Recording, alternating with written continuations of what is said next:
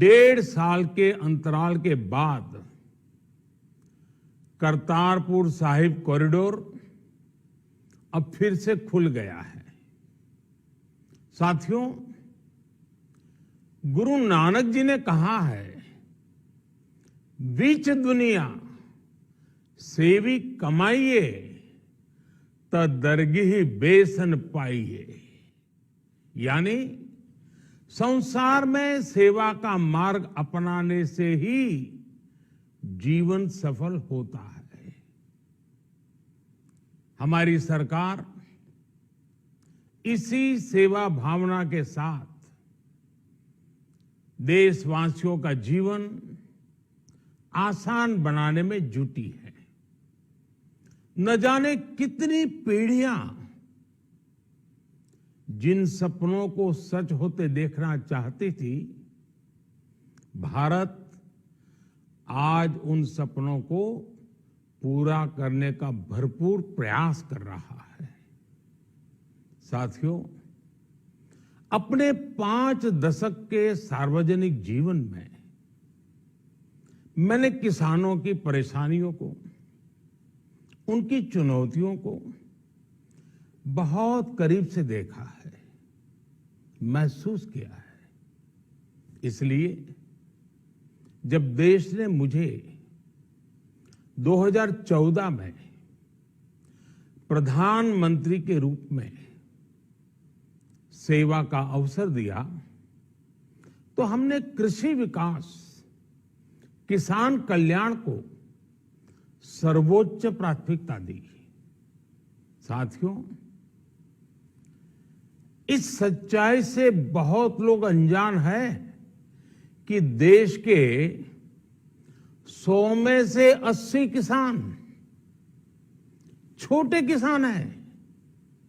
उनके पास 2 हेक्टेयर से भी कम जमीन है। आप कल्पना कर सकते हैं, इन छोटे किसानों की संख्या 10 करोड़ से भी ज्यादा है।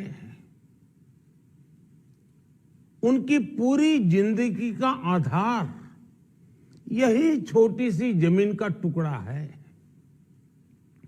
यही उनकी जिंदगी होती है।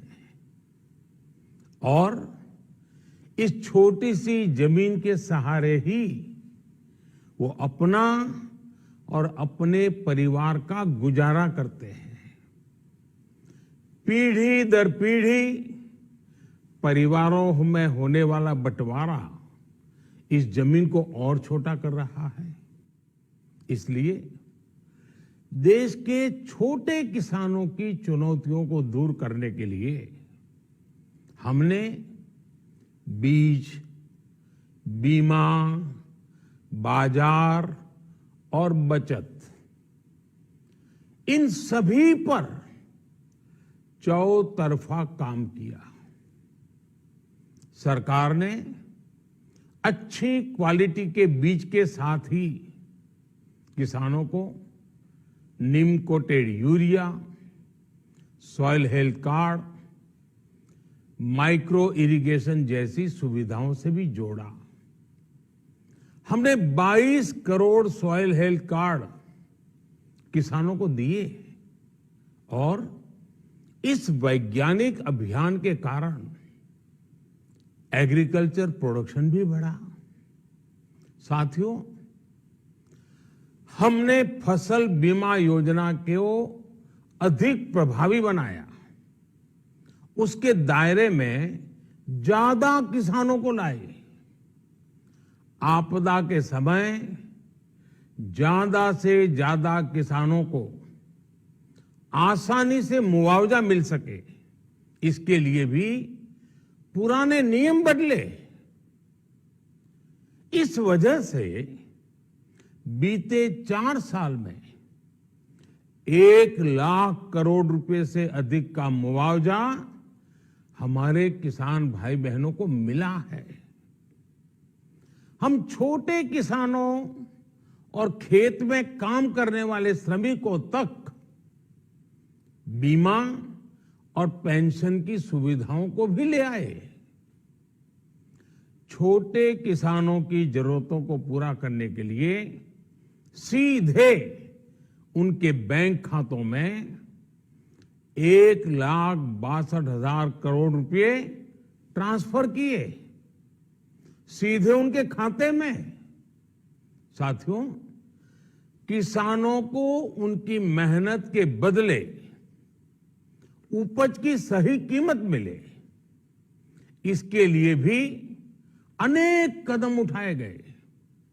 देश ने अपने रूरल मार्केट इंफ्रास्ट्रक्चर को मजबूत किया। हमने एमएसपी तो बढ़ाई ही, साथ ही साथ रिकॉर्ड सरकारी खरीद केंद्र भी बनाए। हमारी सरकार द्वारा की गई उपज की खरीद ने पिछले कई दशकों के रिकॉर्ड तोड़ दिए हैं। देश की 1,000 से ज्यादा मंडियों को ई नाम योजना से जोड़कर हमने किसानों को कहीं पर भी अपनी उपज बेचने का एक प्लेटफॉर्म दिया और इसके साथ ही देश भर की कृषि मंडियों के आधुनिकीकरण पर भी हमने करोड़ों रुपए खर्च किए। साथियों, आज केंद्र सरकार का कृषि बजट पहले के मुकाबले 5 गुना बढ़ गया है। हर वर्ष 1.25 लाख करोड़ रुपए से अधिक कृषि पर खर्च किए जा रहे हैं।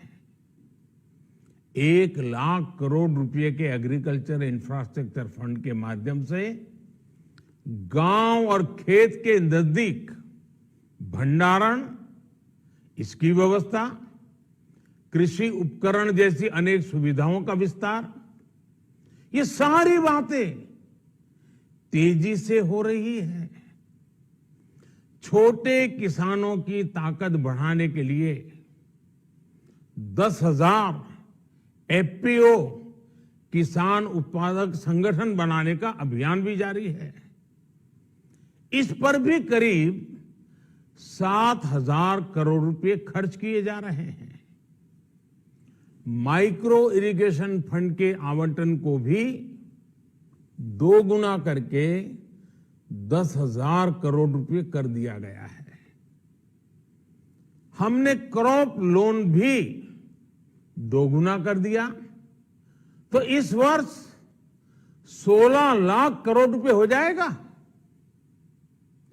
अब पशुपालकों को मछली पालन से जुड़े हमारे किसानों को भी किसान क्रेडिट कार्ड का लाभ मिलना शुरू हो गया है। यानी हमारी सरकार किसानों के हित में हर संभव कदम उठा रही है, लगातार एक के बाद एक नए कदम उठाती जा रही है। किसानों की आर्थिक स्थिति सुधरे, उनकी सामाजिक स्थिति मजबूत हो, इसके लिए पूरी ईमानदारी से काम कर रही है। साथियों, किसानों की स्थिति को सुधारने की इसी महाअभियान में देश में 3 कृषि कानून लाए गए थे। मकसद ये था कि देश के किसानों को, खासकर छोटे किसानों को और ताकत मिले, उन्हें अपनी उपज की सही कीमत और उपज बेचने के लिए ज्यादा से ज्यादा विकल्प मिले। बरसों से ये मांग देश के किसान, देश के कृषि विशेषज्ञ, देश के कृषि अर्थशास्त्री, देश के किसान संगठन लगातार कर रहे थे। पहले भी कई सरकारों ने इस पर मंथन भी किया था। इस बार भी संसद में चर्चा हुई, मंथन हुआ और ये कानून लाए गए। देश के कोने कोने में कोटि कोटि किसानों ने, अनेक किसान संगठनों ने इसका स्वागत किया, समर्थन किया। मैं आज उन सभी का बहुत बहुत आभारी हूं, धन्यवाद करना चाहता हूं। साथियों, हमारी सरकार किसानों के कल्याण के लिए, खासकर छोटे किसानों के कल्याण के लिए, देश के कृषि जगत के हित में, देश के हित में, गांव गरीब के उज्जवल भविष्य के लिए पूरी सत्यनिष्ठा से, किसानों के प्रति पूर्ण समर्पण भाव से, नेक नियत से ये कानून लेकर आई थी। लेकिन इतनी पवित्र बात, पूर्ण रूप से शुद्ध किसानों के हित की बात, हम अपने प्रयासों के बावजूद कुछ किसानों को समझा नहीं पाए। भले ही किसानों का एक वर्ग ही विरोध कर रहा था, लेकिन फिर भी ये हमारे लिए महत्वपूर्ण था। कृषि अर्थशास्त्रियों ने, वैज्ञानिकों ने, प्रगतिशील किसानों ने भी उन्हें कृषि कानूनों के महत्व को समझाने का भरपूर प्रयास भी किया। हम पूरी विनम्रता से, खुले मन से उन्हें समझाते रहे। अनेक माध्यमों से व्यक्तिगत और सामूहिक बातचीत भी लगातार होती रही।